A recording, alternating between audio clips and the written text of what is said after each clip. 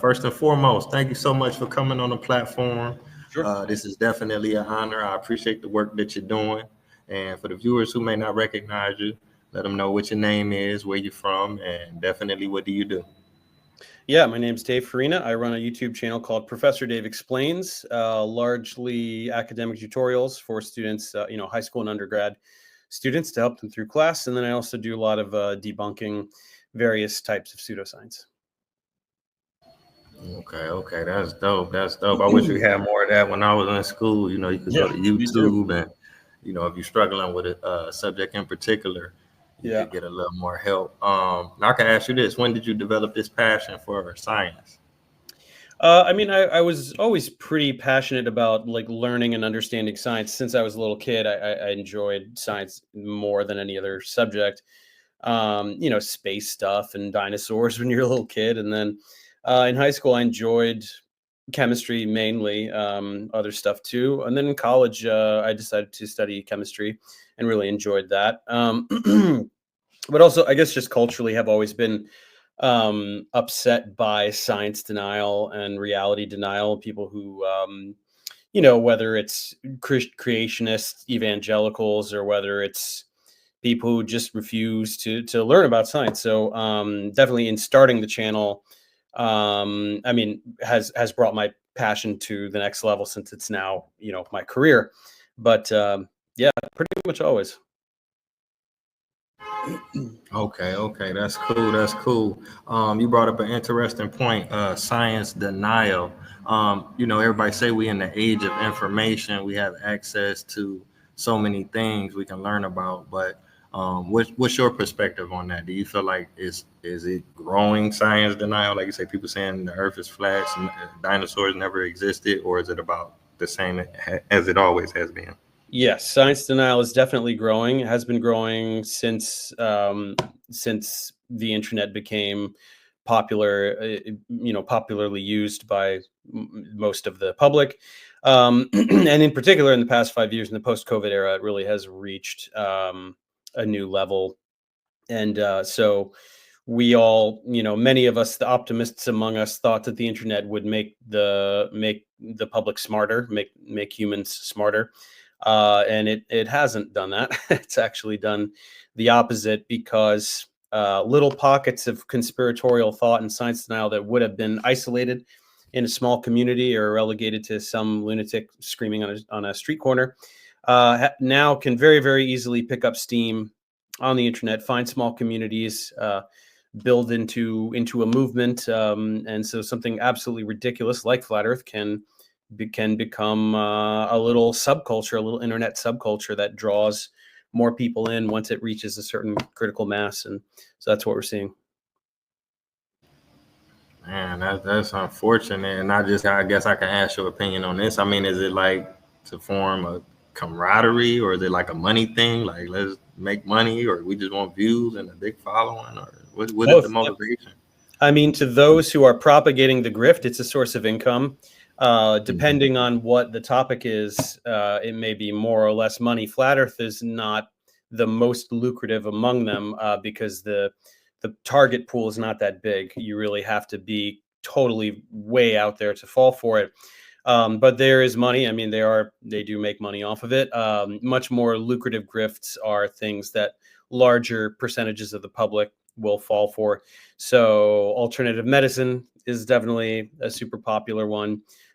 Just anything that can take advantage of existing biases and willful ignorance in the public, feed them a narrative, an anti-establishment narrative that they want to hear, point them towards something to buy, supplements or whatever it might be, and there you go. There's your income. Yeah. Now I can ask you this: have you taught in a school, or are you currently teaching, or Yeah, not currently. I'm a full-time science communicator. Throughout my 20s and into my early 30s, I taught. That was mainly how I would make a living. So the main job I had was teaching organic chemistry at this trade university. So I did that for about 3.5 years.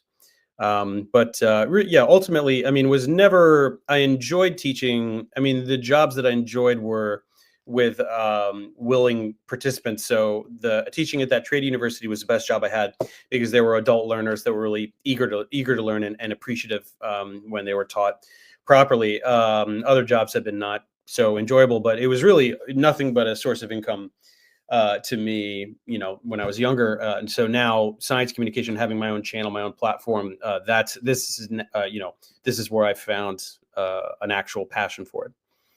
So. Okay. Now I wanted to ask you this, because you cover so many subjects. Do you have like maybe a top 3 or top 5 subjects in particular that are your favorite? Okay. Yeah. I mean, I would say chemistry obviously has to be on there, because that is what I studied. So that's what I understand the best. And when you understand something thoroughly, you enjoy learning more about it. So I enjoy broadening my knowledge base in chemistry, definitely. In terms of what really just intrigues me the most, I would say astronomy. I've always loved space stuff since I was a little kid, and I continue to love anything about astronomy or astrophysics. I enjoy learning more about that. After that, I mean, stuff like I don't know, pharmacology is super duper interesting. I've begun learning more about anthropology, biological anthropology, and the evolution of hominid species. That's been super interesting. But beyond that, kind of whatever. There's really no topic that I don't find something. Obviously, astronomy, I'm more interested than like botany or something like that. But there's something intriguing about everything that we study that you can find. So. Yeah, it's definitely so many things that you could study. Now, have you ever considered, or have you already done any books or documentaries? I wrote a book. It's called "Is This Wi-Fi Organic? A Guide to Spotting Misleading Science Online," which is very similar to what I do on the channel, just in book form, and for a general public. So very, very dumbed down, very, very basic explanations. Basically what I wish everyone in the world would know, the very, very basics about chemistry, biology, physics. And so yeah, that's the book. Documentary, no, I don't have a lot of resources at my disposal, so it's easy to write a book. Anyone can do that. And the way that I make YouTube content is also very easy. It's very low production value, so I can do that by myself. In terms of a documentary, you need money, so I can't do it. Yeah, definitely. Documentaries can be quite pricey. I was looking into it. Like I wanted to do a documentary about like the 1960s and the 1970s, and basically I would need like archive news reels, and they was charging like I think like $3,000 for every 60 seconds. So if you got an hour or 2 hour, you know what I'm saying, worth of footage, it add up.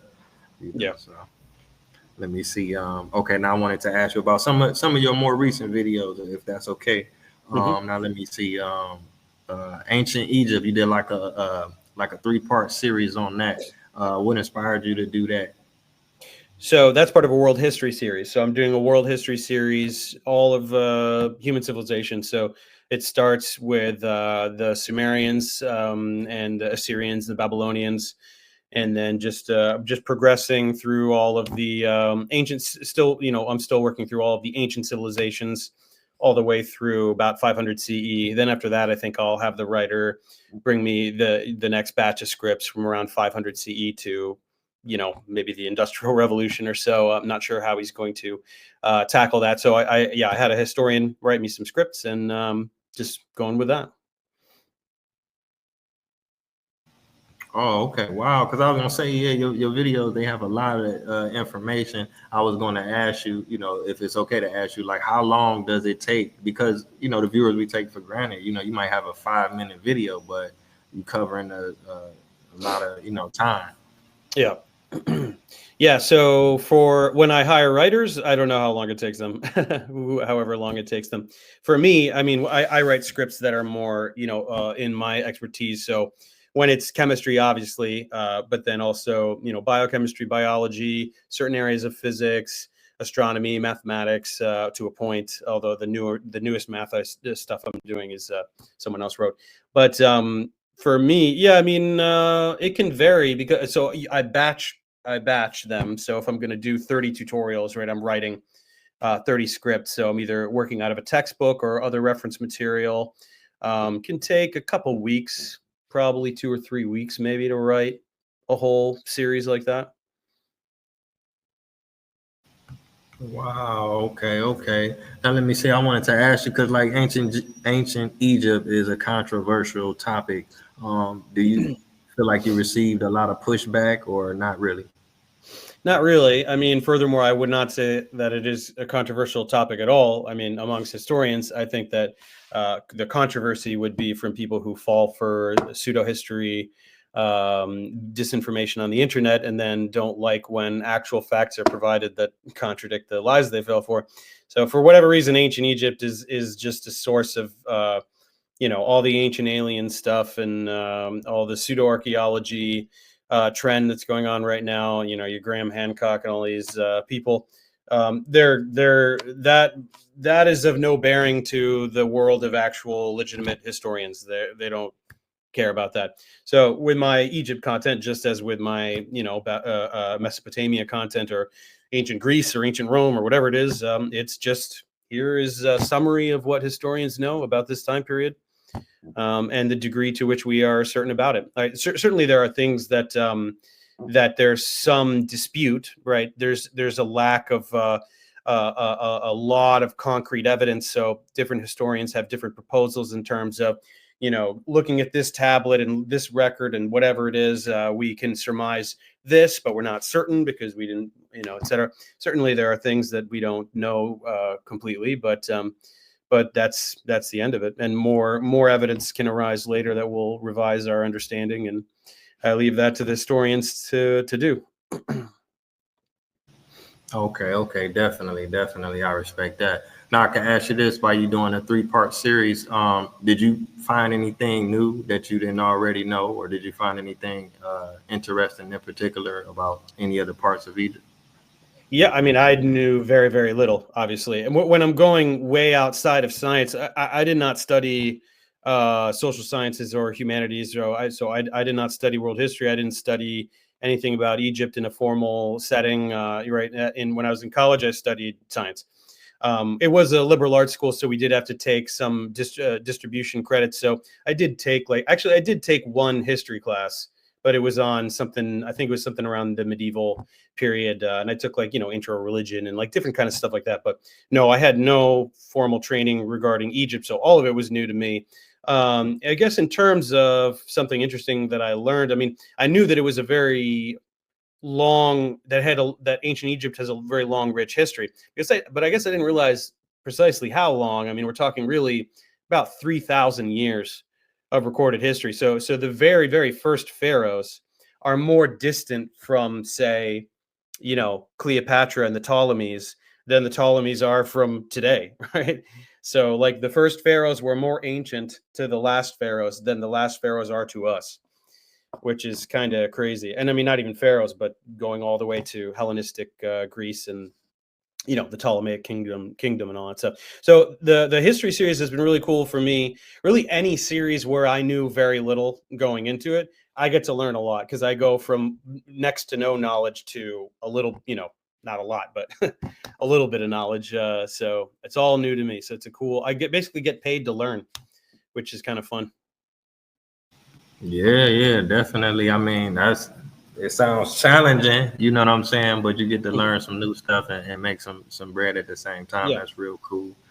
You made a good point as well. Like you say, I think a lot of people don't realize, like you say, you're going 3,000 BCE. That's really like 5,000 years ago. Yeah, You know what I'm 5,000 saying? years ago. When you get to the Roman period, or that might be AD, which might be 2,000 years ago. And we closer to that than the Yes, than correct. the norm. Now let me see. Okay, now I got to ask you about this, if it's okay. You have a lot of videos about debunking flat Earth. Was it something in particular that inspired you to do that, or it was just next on the list? It was first on the list. Actually, it's what got me into debunking in general. I didn't intend to. I made an astronomy series, and at the end of the astronomy, it's basically just astronomy 101, what you learn, freshman year in college, which I took when I was in college.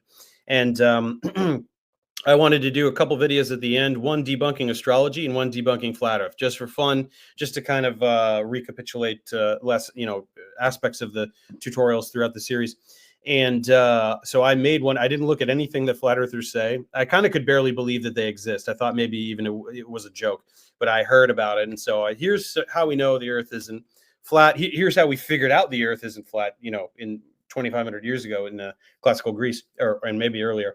And so some flat earthers took that video and they decided they wanted to make fun of it. So they did a 3-hour live stream, just haha, Dave's an idiot, he doesn't understand, blah blah blah, just being really really immature and vulgar. And I, at that time, nobody had, I wasn't used to people talking about me on the internet.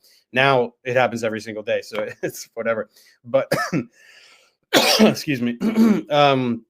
But I'm very vindictive. So, this isn't going to do, right? I'm going to shred this to pieces. So it was the first time I had ever done any long form content, but I did a 45-minute response to that live stream, which many people, if you're familiar with my channel, have seen. It's called Response to the Globebusters. And it's the most viewed video on my entire channel. But I did that video and I had a lot of fun doing it. I realized I'm really good at it, and people just loved it. I was getting the feedback in terms of the views, and so I thought, well, man, this is unexpected, but maybe I should look into this, do this a little more.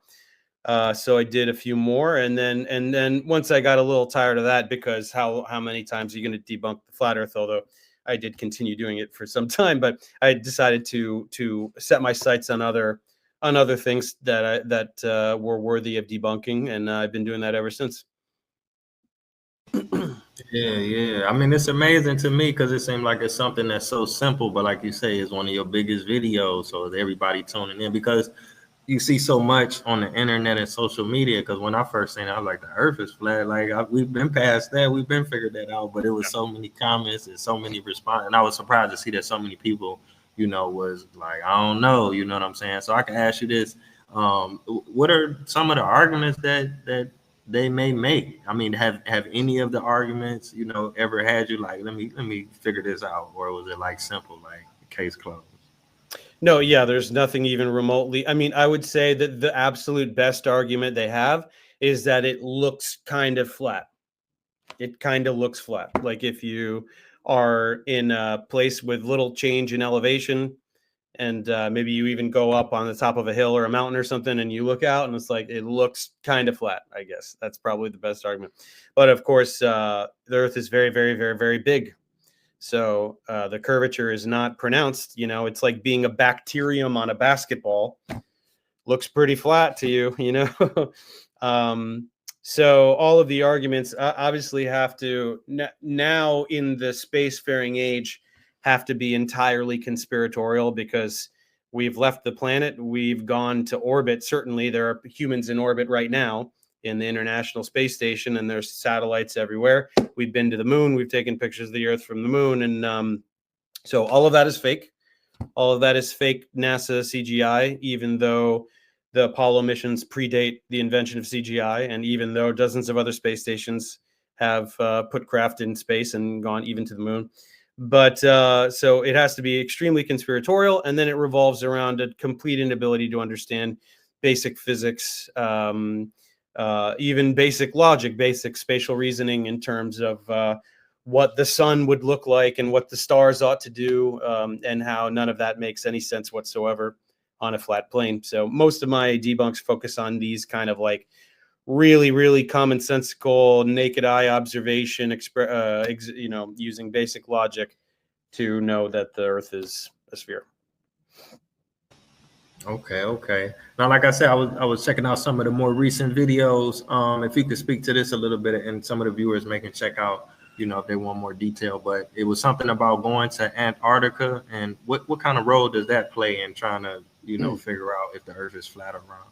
Yeah, so the flat earthers have a model. It's not a real model, but they pretend that the Earth is a disk, and the North Pole is the center of the disk, and then the continents kind of spread out. It's basically, they use what's called an azimuthal equidistant projection map, which is technically a map of the globe. But if you want to make a flat map of the surface of a sphere, there's a lot of different ways to do it, right? There's the Mercator projection map that we're all familiar with. That if you Google world map, you're going to get the Mercator projection.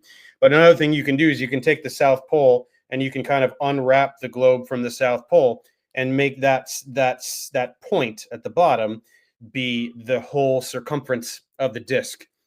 And so they pretend that it is this disk and that Antarctica is this ice wall perimeter surrounding the whole world. And so because of that, they pretend that the sun is doing these donuts, these little concentric circles. So every day it goes around once like this. And then for the seasons, when it's the summer in the northern hemisphere, it's close to the North Pole, which they pretend gives you the longer days up here and the longer nights in the south. But then in our winter, they put the sun way out towards the perimeter, and so they think that gives us the longer nights up here. But it doesn't work when you want to get the longer days down there, right? And in fact, in Antarctica in December, it's 24-hour sun. So when you have the sun doing this huge donut all the way around, it is a logical impossibility for it to illuminate the perimeter of this entire disk at all times while there's 24-hour night in the middle of the disk. It doesn't make any sense. So forever, all the flat earthers have said there's no 24-hour sun in Antarctica. It's a lie. They don't let you go down there. There's the Antarctic Treaty, which says nobody can come here. If you try to go to Antarctica, they have guns and they turn you away with their guns and you can't do it. All of this is obviously completely idiotic. There's people living and working in Antarctica at all times. Tourists can go there, certainly to the edges, but you can even go further inland. You don't need any permission from any government, whatever. It's kind of expensive, but you can go. And so this guy, Will Duffy, said, I'm going to pay for us to go, flat earthers. You want to go? And he started asking all the flat earthers, and all of them who had made these big claims, they all turned him down. Even ones that have said, we have to go to Antarctica. We really have to go and explore and expose the scam, right? He says, all right, you want to go? I'll pay. And they all just one by one, nope. Except two. There were two flat earthers. There were two prominent, whatever, the ones with the channels and stuff that went down there. They both saw the 24-hour sun. One of them is no longer a flat earther, and the other one still is, and is still admitted that he saw the 24-hour sun, but is now trying to reconcile it with his map and, continue the grift. So it's very funny. I made some good content about it, one piece before they went and one piece after they got back, and everybody loves it. It's very hilarious. If you're not really super interested in, if you just want to watch one video to know what happened, my video would be the one you would watch, because it sort of summarizes everything. The flat earthers at home, their reactions to what's going on, and the conspiracies that they're coming up with to deal with what is happening down there. And that's it. So it's very funny. I've had fun with it. Wow. Okay. That sounds amazing. The trip to Antarctica. I'm a world traveler myself. I've been to 70 countries, but I haven't took that trip yet. You know what I'm saying? That sounds exciting. We're about 23 minutes in. I guess I'll just maybe ask you about one more video, if that's okay. Sure. Okay. You did a part 1 and a part 2 about current philosophy, ethics, and critical theory, and the other one was logic, language, and knowledge. If you could just speak about, in general, what are those about?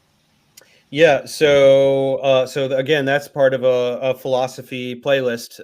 It's about, I think it's 43 tutorials. Starting all the way in antiquity, right? In the pre-Socratic philosophers, and then going chronologically through classical Greece, and then medieval philosophy, the Renaissance, into modern philosophy, and then contemporary philosophy. So very much like the World History series, just focused exclusively on philosophers and the various philosophies that they espoused, and just kind of summarizing them for a general audience. And so I'm on the last ones. These are the last 3. I think there's one more that will come out maybe this week. I forget exactly. They're the last 3. Current philosophy, basically what is happening in philosophy today. and that's the end of the playlist. So, yep. Wow. Okay. Okay, man. It's like you got your own encyclopedia. I think that's really amazing. I'm gonna have to check out more of the videos. Get Yeah. into like a regiment. Because like you say, you constantly learning things. That's very, very valuable, and I appreciate the work that you're doing. And I'm sure the viewers are tuned in as well. If they want to follow you and keep up with what you're doing, do you have a website, YouTube, social media, Patreon? Yeah, so obviously Professor Dave Explains on YouTube. I do have a Patreon as well. I don't really offer very much in the way of perks, so it's really just here's $1, thank you, keep making content kind of a thing. And then I have an Instagram, Dave Explains, whatever. I'm not very active anywhere but YouTube. So check out the channel, and yeah, that's it.